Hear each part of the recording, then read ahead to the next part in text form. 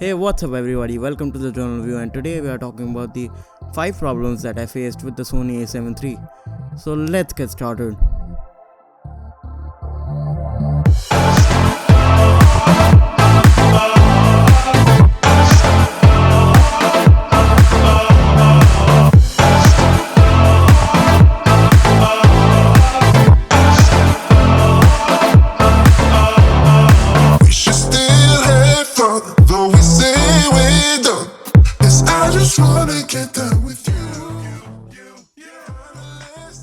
Before we start folks, I would like to clear out that I love the Sony A7 III and these problems might not be a deal breaker for you. So let's jump in, shall we? The addition of the joystick is simply useless, as there is no particular task that cannot be done without the joystick. I use the wheel all the time, and I think that's what most of the users will use. Instead of putting the joystick, they could have added a custom button 5 that could have been more useful.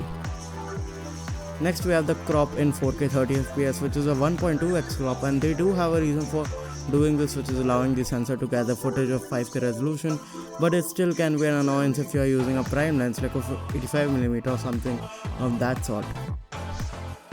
Finally, they added 2 SD card slots in their recent cameras, but strangely the second SD card is slower compared to the first one, which is kind of disappointing and weird. If you are maxing out your buffer, you need to wait for quite a bit, like maybe a minute, which can be a major inconvenience. It's 2018 and they still have the stupid recording limit of 30 minutes, and if you are shooting a long interview or something, this can be really annoying. Even cameras below this price point don't have the recording limit, and it's just not right. This has been the major concern with all of the Sony Alpha cameras, and they haven't got around to fix it. The competitors like the GH5 have it, and it's a must for any camera.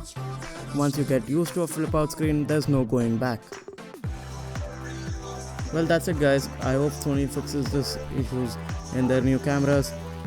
Let me know if you want me to make things I love about the Sony A7 III. Stay tuned for more A7 III coverage. Thank you for watching. I'll catch you in the next one.